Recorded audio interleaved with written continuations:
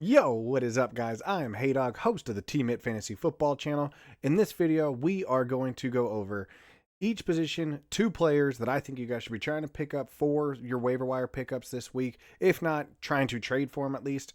But let's just get straight into it.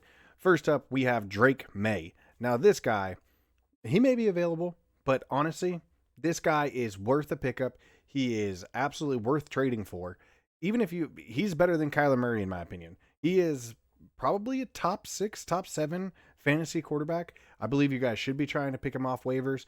I'd probably put it around 8 to 12 fab that you should be spending on Drake May. This is a quarterback that you might be able to use for the rest of the season and never have to look back on it. So if he's available on your waiver wire, but let's go over to his stats just the last game. He went 28 for 37, great completion percentage, 268 yards, 2 touchdowns, 1 interception, and he also led the team in rushing. That is the biggest thing right here. He's going to get you rushing touchdowns. He's going to throw for a ton. They are not going to be leading very many games, so they are going to be playing catch up or keep up the whole entire time. And I just truly believe that this is going to lead to Drake May ending up being a top 10 quarterback for fantasy football. So if he's available, go get him.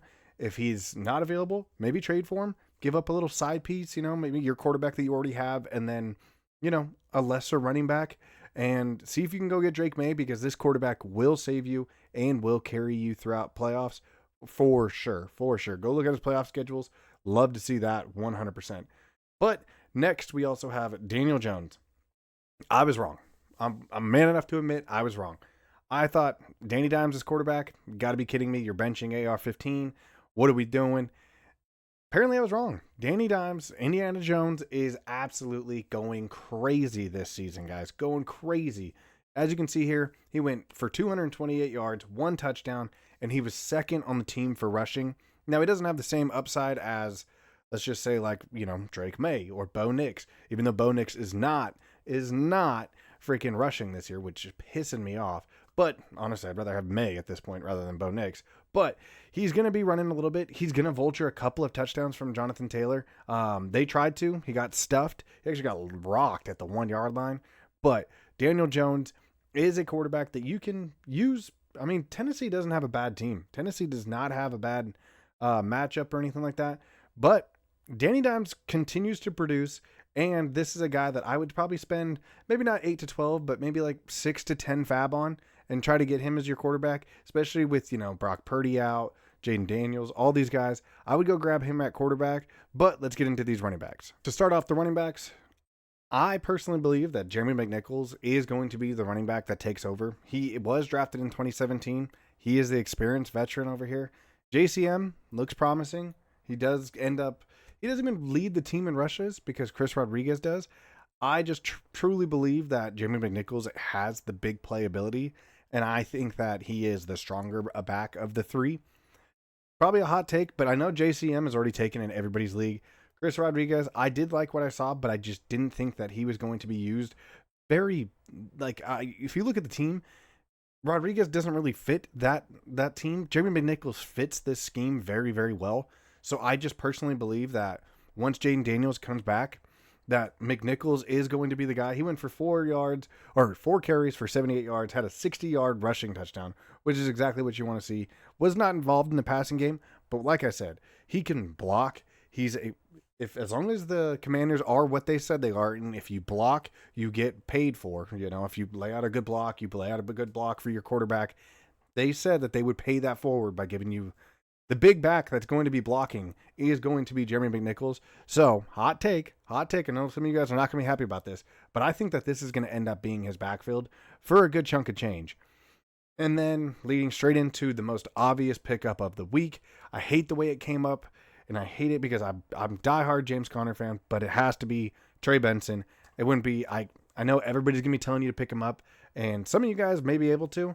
And this is a guy that I would spend 25 fab on, and I'm even more than that, especially if you got one of those, if you're in a league that people are spending aggressively this year. He comes in 10 carries, 42 yards. He ends up with 3 catches, 3 catches for 9 yards. He is going to be this bell cow back. I mean, Amari DiMercado, he does come in. He would have scored a touchdown too. So honestly, if Trey Benson is too rich for your blood, maybe go pick up Amari DiMercato. It is not a bad option. This is a guy that is going to get touches. That backfield is kind of wide open. Like I said, I hate the way that this came about, but there's only so much we can do. Unfortunately, James Conner's out for season. God, that sucked. But go pick up Trey Benson, and if maybe you don't want to spend that much, go pick up Amari DiMercato. He's going to be RB2 in this offense, and who knows, he could emerge as RB1. But go spend a good chunk of change on Trey Benson. He's going to get you numbers. He's going to be the number one RB in that backfield now. And this Arizona offense is run, play action. And then, it's just they live and die through their running backs. So go pick up Trey Benson, or at very least, go pick up Amari DiMercato. Next up, how do we not talk about this? Trey Tucker goes for 8 receiving yards, 8 receptions, 145 yards, 3 touchdowns. Jacoby Myers is still wide receiver 1 in this offense, but Trey Tucker is getting butt naked open. If you guys go back and look through the past other 2 weeks, there's been multiple times where he's been open. Geno Smith just isn't able to get rid of the ball or just can't make the throw. So Trey Tucker is a must add. I would spend 15 to 18 fab on him.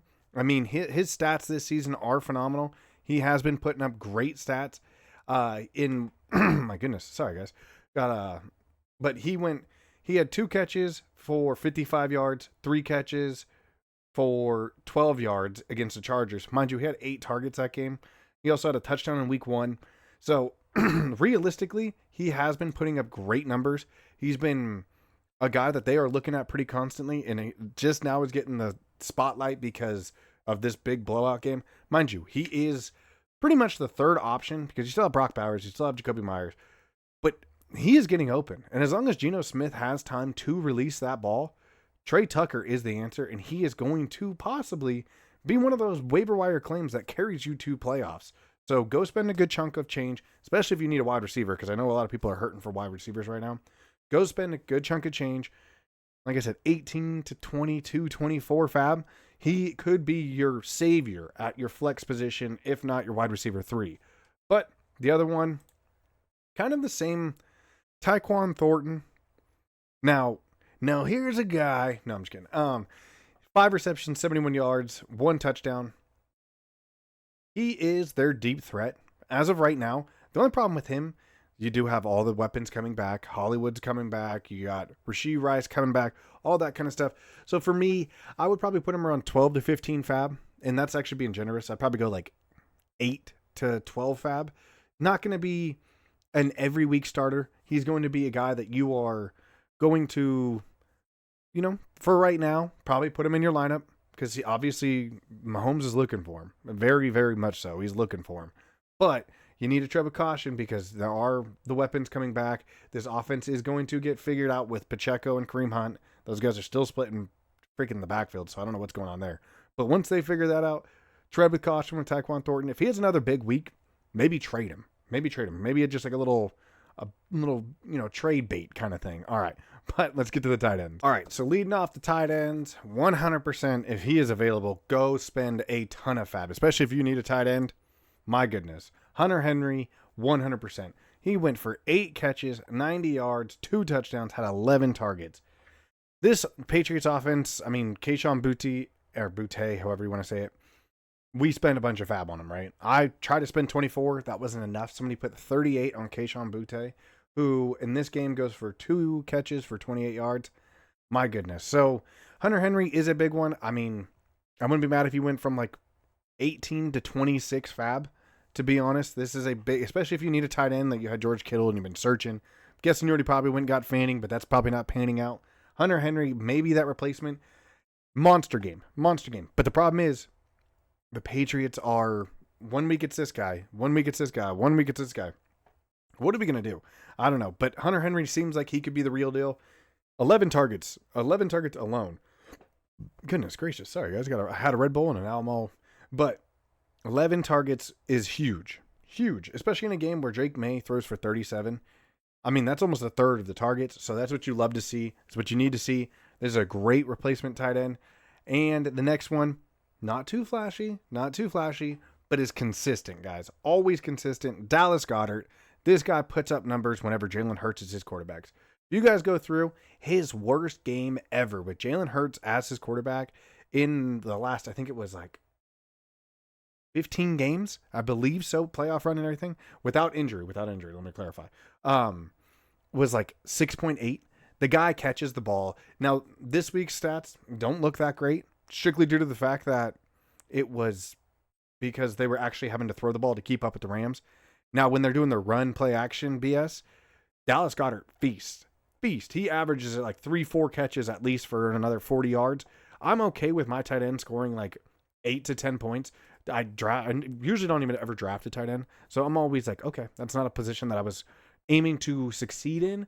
But if you guys need a tight end, you could probably get him for real cheap because nobody's really going to grab him because he had one catch for 33 yards and a touchdown.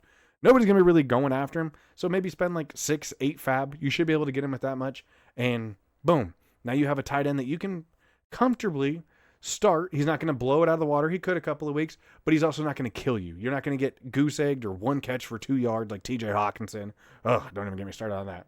But on that note, guys, I think that's going to be it for the video. I hope this helped. Make sure you guys like, comment, and subscribe. Make sure you guys subscribe. I'm going to be posting tons more video. I already posted one on the week 3 recap last night. So if you guys want to check out that video. But on that note, guys, I'm Hey Dog. Appreciate you. Love you. I'm out.